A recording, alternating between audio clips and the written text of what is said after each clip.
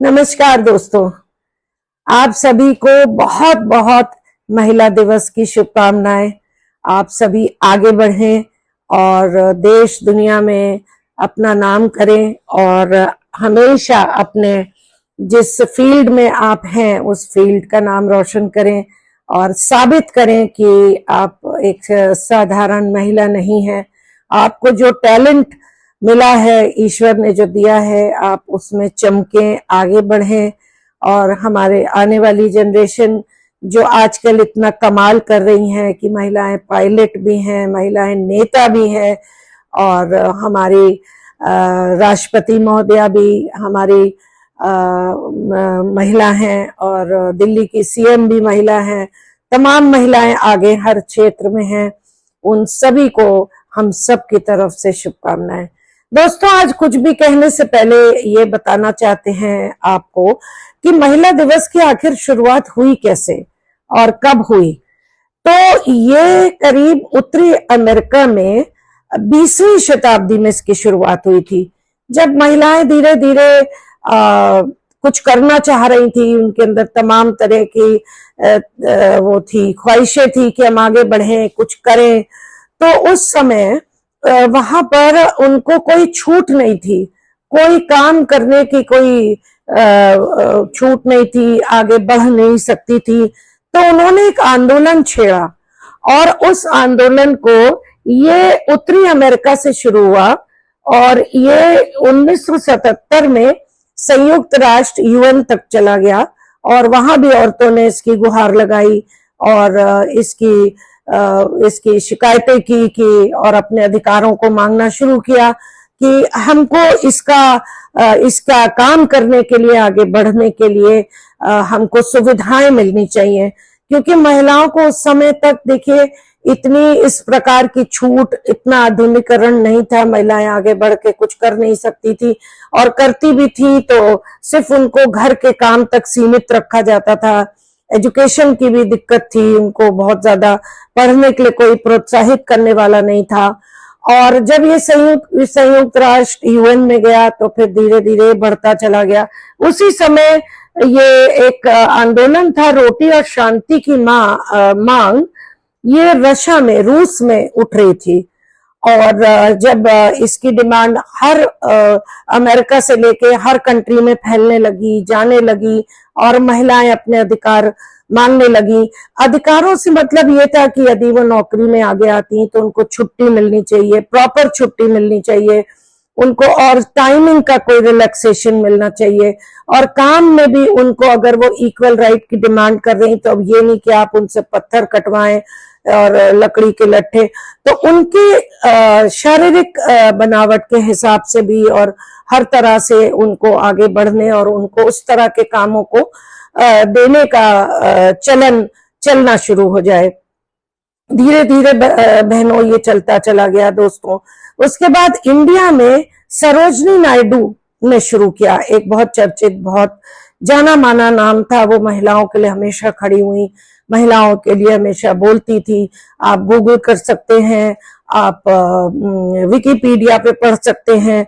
आजकल तो इंफॉर्मेशन लेना कहीं से कोई मुश्किल नहीं है। और उसके बाद ये फिर बढ़ना शुरू हुआ और आग की तरह फैल गया। और उसके बाद फिर ये तय हुआ कि भाई इसका एक डे रखा जाए, जिस डे में पूरी वर्ल्ड कि हर महिला को एक दिन दिया जाए, जिस दिन वो अपनी इस आजादी और अपनी इस डिमांड को जो मान ली गई है यूएनओ तक, तो वो उसको सेलिब्रेट भी कर सकें और खुश हो सकें और उनको देख के दूसरी भी महिलाएं आगे बढ़े, आगे आए। तो धीरे धीरे देखिए ये चलन बढ़ने लगा। औरतों की जो डिमांड्स थी कि उनको सिक लीव दी जाए और उनको काम करने का मौका दिया जाए, हर प्लेटफॉर्म में आने दिया जाए।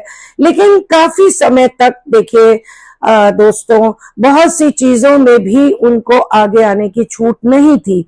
लेकिन आज आप महिलाओं को देखिए, कोई क्षेत्र ऐसा नहीं है जिसमें महिलाएं आगे नहीं है।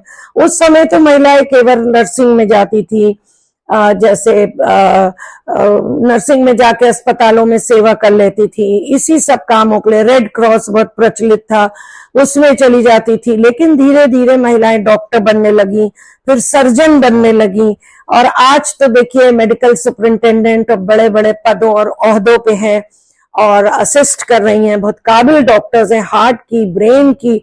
आज ही मैंने पढ़ा कि एक दूसरे समाज की बच्ची ने टॉप किया और वो बहुत बड़ी न्यूरो सर्जन है, और जबकि वो नकाब से अपने चेहरे को ढाके हुए थी, अपने प्रोटोकॉल को लेते हुए भी वो इतनी बड़ी सर्जन है। तो इसी तरह से देखिए खाली नर्सिंग के अलावा फिर वो डॉक्टर बनने लगी, फिर धीरे धीरे देखिए आज पायलट हैं, फाइटर पायलट हैं। और अभी आया था कि हमारी माननीय राष्ट्रपति जी भी उस फाइटर प्लेन में भी बैठी, और उन्होंने महिलाओं को भी उसको चलाते और उसको हैंडल करते हुए देखा।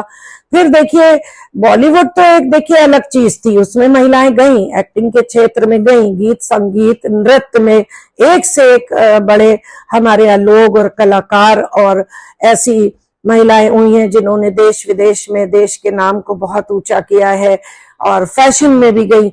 लेकिन आज महिलाएं ऐसे क्षेत्र में हैं, टेक्नोलॉजी के क्षेत्र में हैं, और ऐसे क्षेत्रों में है जहां कोई सोच भी नहीं सकता था कि वो जा सकती है। जैसे आप देखिए अभी कितने दिन तक वो चावला गई और किस तरह से कुछ लोग गए और फंस भी जाते हैं, और सुनीता विलियम गई, चावला, ऐसे हर क्षेत्र में देखिए कोई क्षेत्र अब अछूता नहीं है जहां महिलाएं आगे नहीं है, अच्छे काम नहीं कर रही हैं।